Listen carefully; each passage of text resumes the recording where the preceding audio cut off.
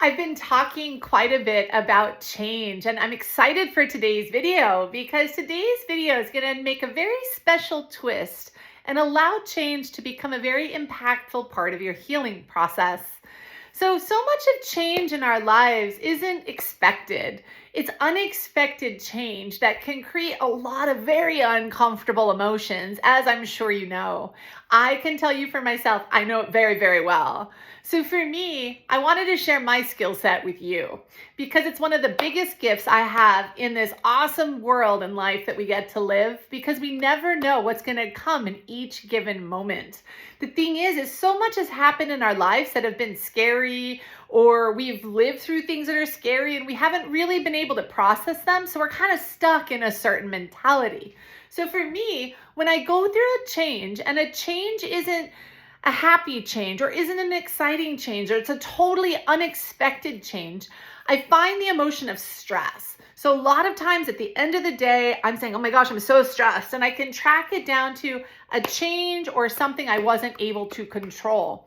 What I do at that point is I take some big deep breaths and I give myself space just to honor how I physically feel with this stress. I feel the tension in the body. I feel the tension in my jaw, wherever else it is. And I just give myself permission to feel that. The next thing that I choose to do once I give myself permission to actually feel the stress and acknowledge the stress is ask myself what I'm actually afraid of. A lot of times I don't want to go there. I don't want to ask that question, but I'm telling you, it's a magical key. When I get to the core of what I'm afraid of, that unexpected change, what I'm afraid of happening with that unexpected change, what starts happening is I'm honest with myself. Instead of pretending I'm not stressed, instead of pretending I'm not affected by the stress, I honor the fact I'm actually really affected by the stress. I'm really uncomfortable and I'm actually really afraid. And I can put my finger on that. That's where the magic starts happening. I love this skill set because the skill set of exploring what I'm afraid of shows me what's really going on in my subconscious mind and sometimes even my conscious mind. The thoughts that we stay focused on are the thoughts that oftentimes create the quality of our experience. So although you might be focused in a fearful way, it doesn't mean you're creating a fearful outcome necessarily, but you're going to be living in fear until you feel or experience whatever the outcome's going to be. So a lot of people just hold their breath, hoping, and they're not processing the stress that they're feeling that's creating inflammation, the fear that they're feeling that's creating inflammation, and then the key that's magical that gets to open the door. So by breathing, questioning, tuning in, and just being real and vulnerable with ourselves, that's such a phenomenal gift, first of all, to be able to give to ourselves. As we give ourselves permission to explore our fears and explore our concerns, giving ourselves then the space to say, well, okay, so this unexpected change happened. It created a lot of stress. I've processed and I'm aware of the fear and I'm really honoring that and I'm exploring that. But now I get to make a choice. I get to make a choice of where I'm going to choose to focus my thoughts on. And if I choose to keep focusing on my fear, I'm going to be miserable for however long I'm going to be miserable. For me, once I knew I had a choice in that scenario, I wanted to figure out how to be able to choose to create more joy for myself, even though I had the change going on. The reason I chose that is there's always a lot of change in my own personal life going on, and I could be very miserable a lot of the time. I could be very depressed actually a lot of the time because things oftentimes don't go the way I want, they don't go the way I planned, and then it becomes an issue. So for me, I love asking myself one of two questions. One is, well, what good thing is in store for me? What good thing is about to happen that I didn't have planned for myself? That's a fun question to ask because it gives my mind a curious place to explore and pay attention to the blessings that might be happening, even though I had this unexpected glitch or this unexpected change. That's a really, really wonderful thing, is what good thing is going to be coming my way through this change. It's a great curiosity to have and to keep practicing over and over again. Another really, really powerful thing that I like to ask myself is, Perhaps there's something that I haven't been willingly adjusting or changing on my own, and I needed some extra help or boost to get that change. So, for example, let's say all of a sudden I have 3 clients that call in and they're not feeling well, and I have 4 hours free in my day. Perhaps I've been struggling with the change of making more of myself a priority and more time for myself a priority. So all of a sudden, these changes that would be very easy to get upset about, all of a sudden I feel the stress, I feel maybe the fear, and then I take it to a place of maybe there's help in a way that I've been needing or wanting to support my own healing process, that this unexpected change is a gift for me today in this moment. So both ways are still focusing on what maybe good thing is going to come from this, what is a gift that's going to happen to me from this, and how do I support that? Now, a lot of people will hear this, and instead of feeling the stress, connecting to the fear, and then opening up the doorway, they go from the change, fast forward to this other, what might positively be happening.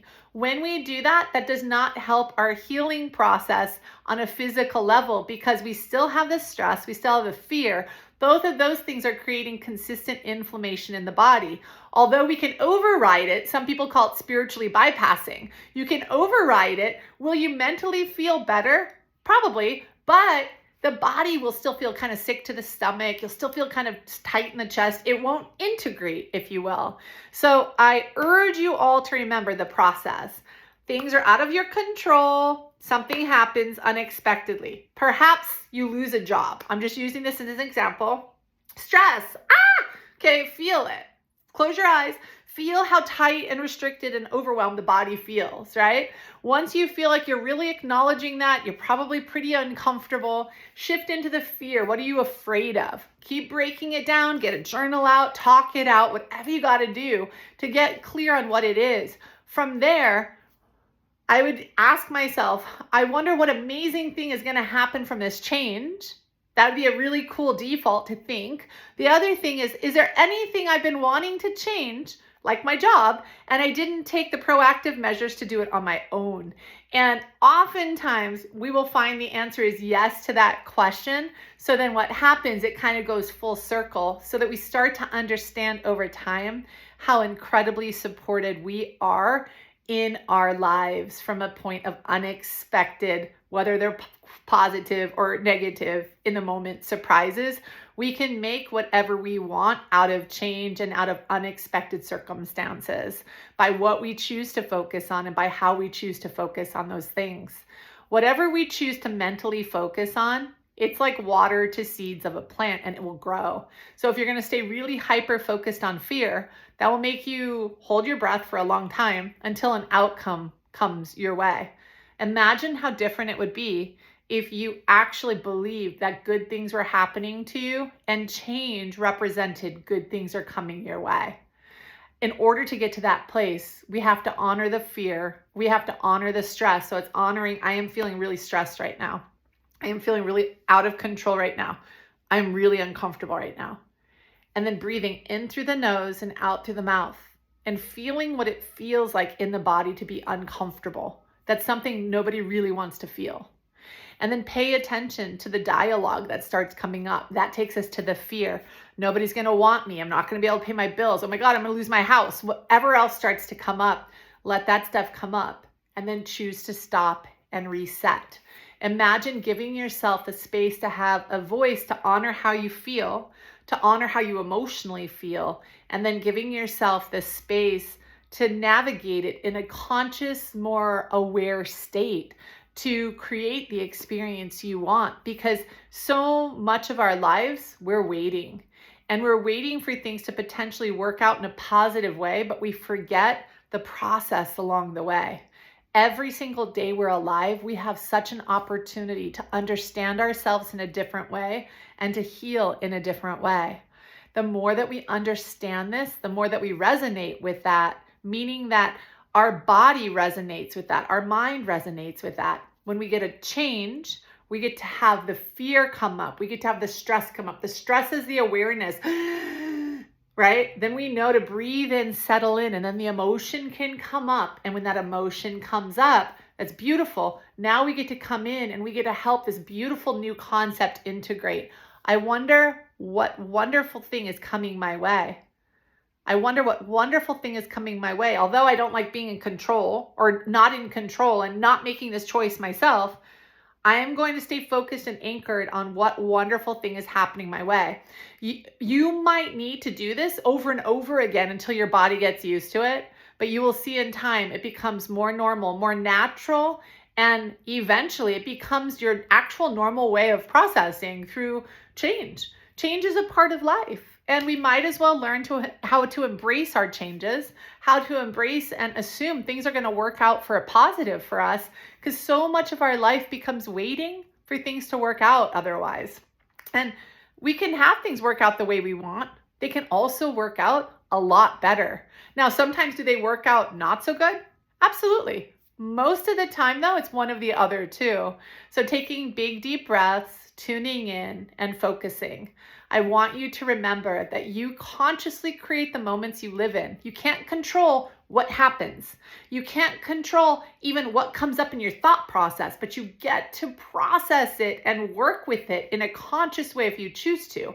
That gives meaning to the moment. So if you lose a job, you have this stress, it takes you into fear, and you're able to process the fear and then start assuming and being curious about the good things heading your way. What a beautiful experience for you to move through in this particular day, because that's a conscious healing that's happening inside of you. To consciously assume positive things is the default of our spiritual nature. To consciously assume negative things, that's what trauma has done to all of us. Let yourself heal. Let yourself know that it's safe to heal and create a safe place so that you can heal. This is powerful stuff.